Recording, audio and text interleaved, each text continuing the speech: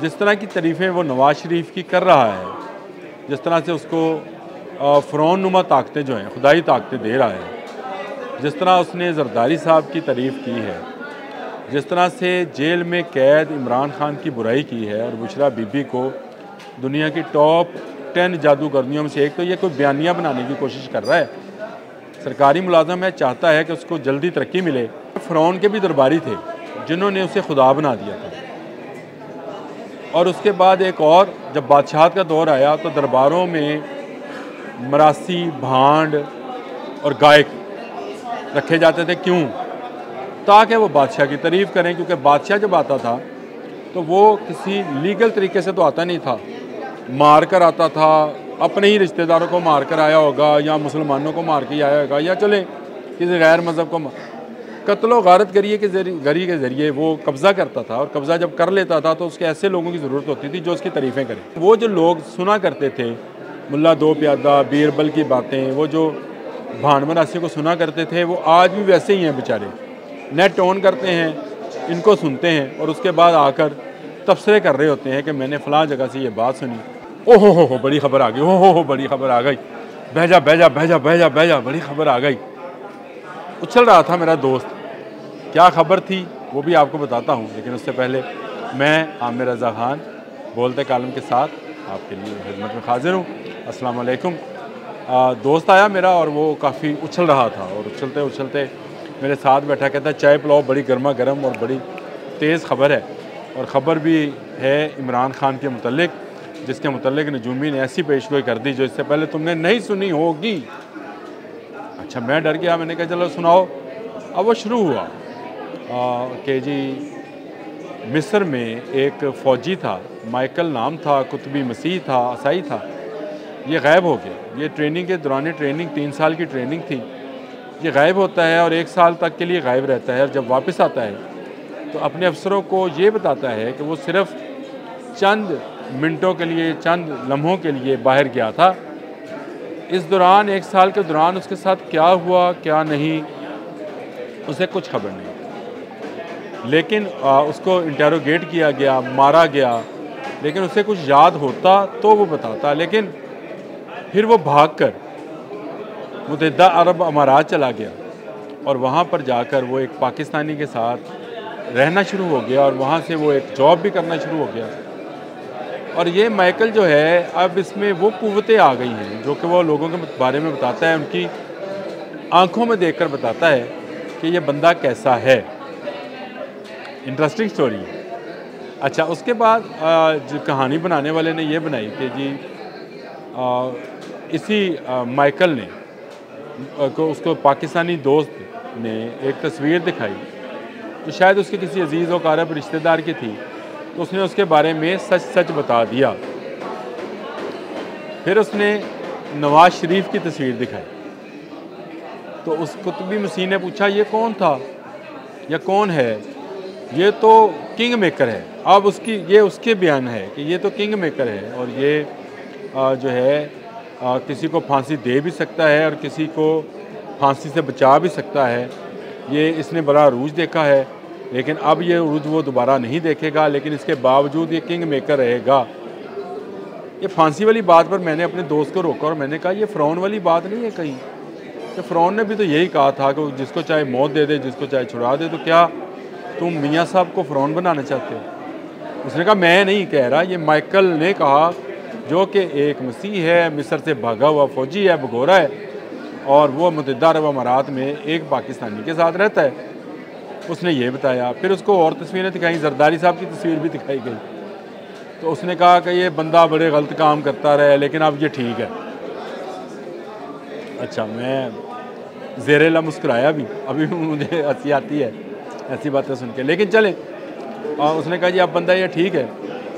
उसके बाद उसने इमरान खान की तस्वीर दिखाई अपने मोबाइल से, तो उस कुतुबी मसीह जो माइकल था उसके हाथ से वो मोबाइल गिर गया, बकौल मेरे दोस्त के कि जो उसका ऐसे था जैसे हाथ जल गया। उसने कहा ये तुझे किसकी तस्वीर दिखा दी, ये तुझे नहीं दिखानी चाहिए थी। 3 दिन तक वो बंदा सोया नहीं, वो माइकल जो था, और उसने बताया कि ये जिस शख्स की तस्वीर तुमने मुझे दिखाई है, मैं इसको नहीं जानता, लेकिन ये इस वक्त इल्यूमिनाटी शैतान के पुजारियों का एक पुरोहित है और ये नौमौलूद बच्चों के खून से जादू करना जानता है।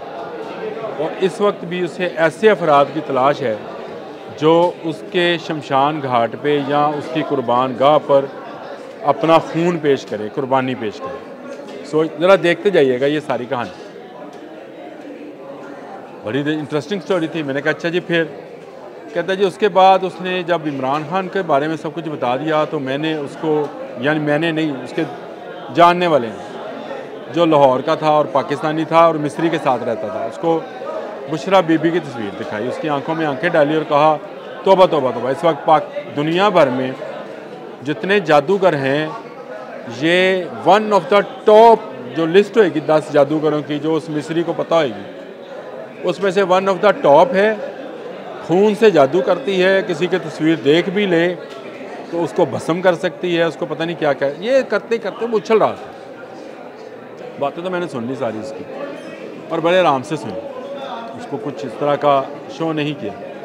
लेकिन जब उसकी बात ख़त्म हो गई, मैंने कहा आपकी बात ख़त्म हो गई, जो आप उछल रहे थे बार बार, ख़त्म हो गई? कहता जी हो गई। मैंने कहा यार मैं तुम्हें बताऊँ एक बात जो उसने नजूमी ने भी नहीं बताई होगी।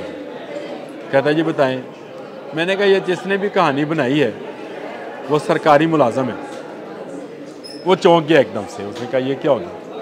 मैंने कहा हाँ वो सरकारी मुलाजम होएगा और मुलाजम भी होएगा जो कि चंद दिन हुए होंगे मुलाजम हुआ होगा, जिसने भी ये कहानी तुम्हें सुनाई है।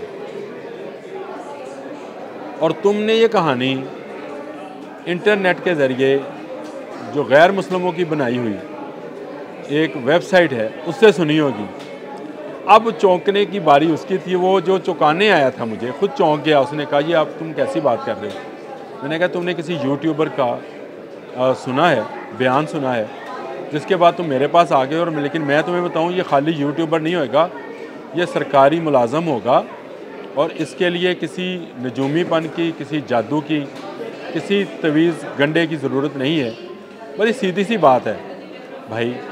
जिस तरह की तारीफ़ें वो नवाज़ शरीफ की कर रहा है, जिस तरह से उसको फ़िरौन नुमा ताकतें जो हैं, खुदाई ताकतें दे रहा है, जिस तरह उसने जरदारी साहब की तारीफ़ की है, जिस तरह से जेल में कैद इमरान खान की बुराई की है और बुशरा बीबी को दुनिया की टॉप 10 जादूगरनियों में से एक, तो ये कोई बयानिया बनाने की कोशिश कर रहा है। सरकारी मुलाजम है, चाहता है कि उसको जल्दी तरक्की मिले और ये जल्दी तरक्की के चक्कर में ये इतनी बड़ी कहानी उसने घर ली। अब उसकी बातें ज़हन में समझ में नहीं आ रही थी उसके। तो मैंने उसको यार तुम्हें बात समझाऊँ मैं, आप ज़रा देखो कि फ़िरौन के भी दरबारी थे जिन्होंने उसे खुदा बना दिया था। और उसके बाद एक और जब बादशाहत का दौर आया तो दरबारों में मरासी, भांड और गायक रखे जाते थे। क्यों? ताकि वो बादशाह की तारीफ़ करें, क्योंकि बादशाह जब आता था तो वो किसी लीगल तरीके से तो आता नहीं था, मार कर आता था। अपने ही रिश्तेदारों को मार कर आया होगा या मुसलमानों को मार के आया होगा या चले किसी गैर मज़हब को कत्लो गारत गरी के ज़रिए वो कब्ज़ा करता था। और कब्ज़ा जब कर लेता था तो उसके ऐसे लोगों की ज़रूरत होती थी जो उसकी तारीफ़ें करें। इसमें तो मिसाल को इस तरह से समझो कि मुग़ल आज़म यानी अकबर, मुग़ल बादशाह जो था अकबर, उसके दरबार में बीरबल भी था, मुल्ला दो प्यादा भी था और तानसेन भी था, एक गायक, एक भांड, एक मौलवी। ये सारे मिलकर उसको ऐसे कैमोफ्लेज किया कि वो ज़िल्ले इलाही बन गया और उसने दीन इलाही की बुनियाद रख दी। तो ये उसी की शोभदागरी थी। उसके बाद जब अंग्रेज़ का दौर आया, छापाखाना आ गया, तो ऐसे पम्फलेट तकसीम होना शुरू हो गए जिसमें ये लिखा जाता था कि फ़लाँ बुज़ुर्ग मदीना गया, उसको वहाँ ख्वाब में आया। ख्वाब में एक बुज़ुर्ग ने बताया, बुज़ुर्ग का नाम नहीं बताया जाता था, बुज़ुर्ग ने बताया कि तुम्हारे ऊपर जो मलका राज कर रही है वो तुम्हारी बेहतरी के लिए है। आया ना मज़ा? अच्छा, ये दौर भी गुजर गया। इसके बाद दौर आया पीरों फ़कीरों का और मुफ्तियों का और शेखुल इस्लामों का। इनको ख्वाब आना शुरू हो गए। कुछ अरसा ये लोगों को बेवकूफ़ बनाते रहे कि ख्वाब में मुझे ये बताया गया, रोया में ये बताया गया, ख्वाब में ये चीज़ समझाई गई, फ़लाँ जगह पर जाकर जब तुम फ़लाँ बुज़ुर्ग के दरबार पर डब्बे में पैसे डाल कर आओ, इतने लोगों को खाना खिलाओ, तुम्हारी दिली तमन्ना पूरी हो जाएगी। ये काम चलता रहा। इसके बाद दोबारा वो दौर आना शुरू हुआ जिसमें भांड मरासी गायक जो हैं वो सामने आए, लेकिन इस दफ़ा वो सामने आए फेसबुक, इंस्टाग्राम, यूट्यूब और इसी तरह की सोशल मीडियाई बाकी जगहों पर। अब ये एक अच्छा कमाई का ज़रिया बन गया। जितना बड़ा झूठ बोलोगे उतनी बड़ी कमाई होएगी, यानी उतनी डॉलर्स में पैसे आएंगे। यूट्यूब भी आपको पैसे देती है, फेसबुक भी देती है, सारे आपको पैसे देते हैं। तो ये झूठ करने में अब लोग बहुत तेज़ हो गए हैं। लेकिन वो जो लोग सुना करते थे मुल्ला दो प्यादा, बीरबल की बातें, वो जो भांड मरासी को सुना करते थे, वो आज भी वैसे ही हैं बेचारे। नेट ऑन करते हैं, इनको सुनते हैं और उसके बाद आकर तबसरे कर रहे होते हैं कि मैंने फ़लाँ जगह से ये बात सुनी, फ़लाँ जगह से ये बात सुनी। मेरे दोस्त, मेरे भाई, जाओ जाकर ढूंढो, तुम्हें नेट पर ये माइकल मिलेगा। अगर मिलता है तो मुझे ज़रूर बताना, क्योंकि मिस्र का भागा हुआ फ़ौजी जिसका आज तक कहीं ज़िक्र नहीं है, मुत्तहिदा अरब अमारात में मौजूद है, जॉब कर रहा है इस भगोड़े को, जिस पर इसराइली होने का, इसराइली जसूस होने का भी इल्ज़ाम लगा था। जब इसको पकड़ा गया था उसके ऊपर ये इल्ज़ाम भी था कि वो शायद अमेरिका के लिए जसूसी कर रहा था। उसको खुले बंदों छोड़ रखा है कि वो वहाँ पर नौकरी करे, छोटी मोटी नौकरी कर रहा होगा बेचारा, नौकरी करे और इस तरह की पेशगोइयाँ करे। जो कैद होते हैं उनके बारे में पेशगोइयाँ करना जो है बड़ा आसान है। और इस सारे मामले का आपको नज़र आ रहा होगा कि ये किसी सरकारी मुलाजम ने उसी भांड मरासी वाला काम किया और एक कहानी कर ली। गवर्नमेंट से हमारी अपील है कि उसकी तनख्वाह बढ़ा दें, लेकिन दोस्तों आखिर आप कितने पैसे कमाना चाहते हैं, कितना झूठ बोलना चाहते हैं। ना कोई माइकल है, ना भगोड़ा फ़ौजी है, ये सारी एक राम कहानी है जो बयान की गई है। और बयान करते करते लोगों के अज़हान में ऐसी बातें डाली जाती हैं जिनका कोई वजूद नहीं है। अगर बुशरा बीबी इतनी बड़ी जादूगरनी होती, मैंने आज तक इमरान की सियासत की, बुशरा बीबी के किरदार की मैंने कभी बात नहीं की, लेकिन अगर इतनी बड़ी जादूगरनी होती तो तस्वीरें देखकर ये जो उसके इस वक्त सगे दुश्मन हैं, जिन्होंने उसको कैदोबंद की सोबतें बर्दाश्त करने के बनाया कि वो कैदोबंद में जाए, इमरान अभी तक कैद हैं, तो इन्होंने जादू से उनको भस्म क्यों नहीं कर लिया। ये कोई उस जाकर यूट्यूबर से पूछे कि भाई तुम्हें क्या मिला ऐसा झूठ घर के जिसका कोई वजूद ही नहीं है।